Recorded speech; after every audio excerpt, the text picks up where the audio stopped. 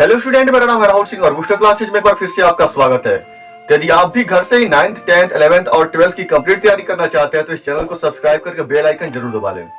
तो आज के इस वीडियो में हम लोग गॉस की प्रमेय का प्रयोग करके एक समान आवेश घनत्व वाले धनावेशित तथा ऋणावेशित समांतर अचालक प्लेटों के कारण विद्युत क्षेत्र की तीव्रता ज्ञात करेंगे।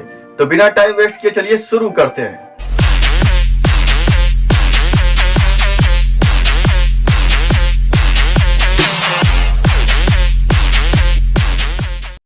यह वीडियो गॉस की प्रमेय का 9वां पार्ट है। तो इसके पहले वाले वीडियो आई बटन से प्लेलिस्ट खोलकर देख सकते हैं। तो चलिए बढ़ते हैं अपने टॉपिक की तरफ। तो मान लीजिए दो प्लेटें हैं और इन दोनों प्लेटों के ही पृष्ठ आवेश घनत्व तो सिग्मा के बराबर है। एक प्लेट धनावेशित है और दूसरा प्लेट ऋणावेशित है। यह मान लीजिए पहला प्लेट है और यह दूसरा प्लेट है। तो इसमें भी हम लोग प्लेटों के बाहर तथा भीतर विद्युत क्षेत्र की तीव्रता ज्ञात करेंगे। तो सबसे पहले इसमें प्लेटों के भीतर हम लोग को विद्युत क्षेत्र की तीव्रता ज्ञात करनी है। तो मान लीजिए कि इन दोनों प्लेटों के भीतर कोई बिंदु P है और इस बिंदु P पर हम लोग को विद्युत क्षेत्र की तीव्रता ज्ञात करनी है। तो सबसे पहले जो प्लेट फर्स्ट के कारण जो विद्युत क्षेत्र की तीव्रता होगी उसकी दिशा इससे दूर की तरफ होगी, इधर हो जाएगा, ये हो गया वेक्टर E1। और जो ऋणावेशित प्लेट है उसके कारण जो विद्युत क्षेत्र की तीव्रता होगी उसकी भी दिशा इधर ही होगी, क्योंकि ऋणावेशित प्लेट है और हम लोग जानते हैं कि विद्युत क्षेत्र ऋणावेश के ओर होता है। मतलब विद्युत क्षेत्र की दिशा हमेशा ऋणावेश की ओर होती है। तो यहाँ पर जो E2 है उसकी दिशा इस ऋणावेशित प्लेट की ओर होगी और यहाँ पर जो E1 है उसकी दिशा इस धनावेशित प्लेट से दूर होगी। ये हो गया वेक्टर E1 और ये हो गया वेक्टर E2। तो सबसे पहले हम लोग लिखेंगे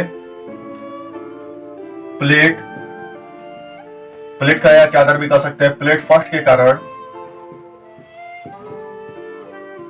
विद्युत क्षेत्र की तीव्रता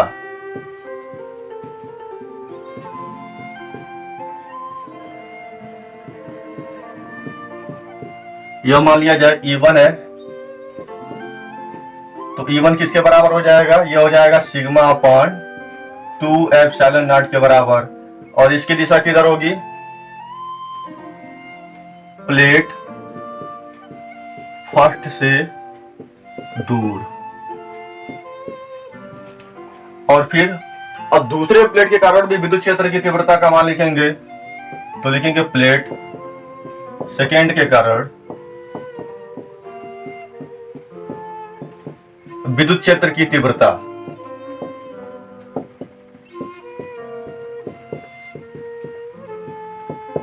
कितनी हो जाएगी?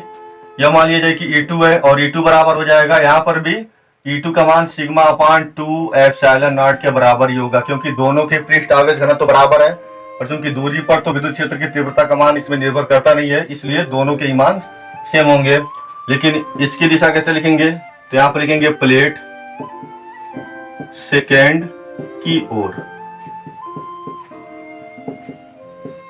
क्योंकि इलेक्ट्रोस्टैटिक्स के वीडियो में हम लोग पढ़ चुके हैं कि विद्युत क्षेत्र की दिशा हमेशा धनावेश से दूर की तरफ होती है और ऋणावेश की ओर होती है। तो ये हो गया। अब इन दोनों तीव्रताओं का परिणामी तीव्रता ज्ञात करेंगे। लिखेंगे बिंदु P पर परिणामी तीव्रता, यानी यहां पर हम लोग को रिजल्टेंट ज्ञात करना है। तो क्या हो जाएगा? मान लिया जाए यह E के बराबर है और E बराबर यहाँ पर क्या हो जाएगा? क्योंकि दोनों की दिशाएं एक ही तरफ है इसलिए दोनों जुड़ेंगे। क्या हो गया? E1 plus E2। अब क्या करेंगे? E1 और E2 का मान यहाँ से रख देंगे। तो E1 का मान क्या है? यह सिग्मा अपान 2 एप्सिलॉन नॉट और प्लस E2 का मान क्या है? तो यह सिग्मा अपान 2 एप्सिलॉन नॉट, इसका भी मान वही है।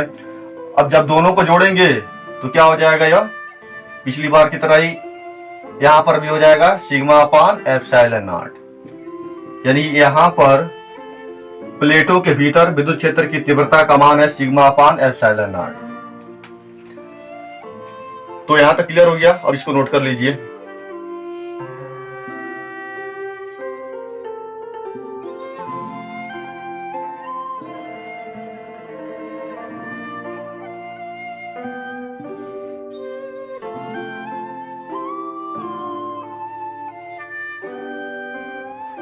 अब हम लोग को विद्युत क्षेत्र की तीव्रता इन प्लेटों के बाहर ज्ञात करनी है।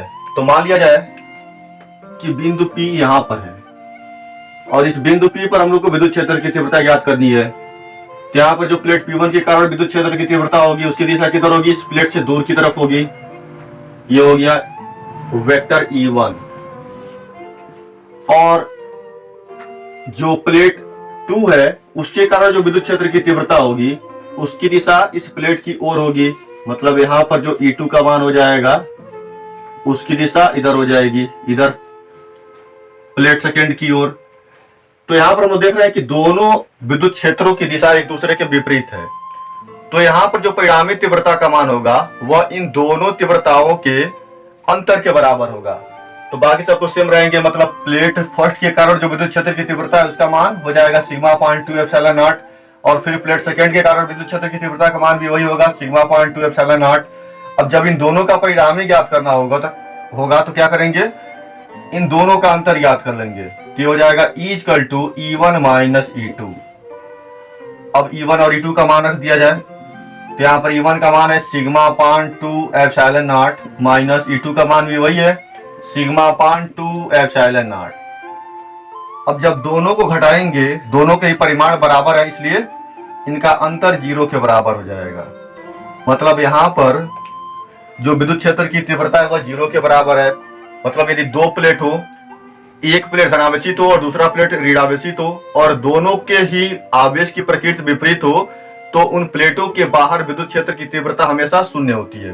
या बिंदु P इधर भी हो सकता है और इधर भी हो सकता है, नीचे भी हो सकता है या ऊपर भी हो सकता है। मतलब कहीं भी प्लेटों के बाहर बिंदु P रहेगा तो वहां पर विद्युत क्षेत्र की तीव्रता हमेशा शून्य होती है। यहाँ तक क्लियर हो गया? अब इसको भी नोट कर लीजिए।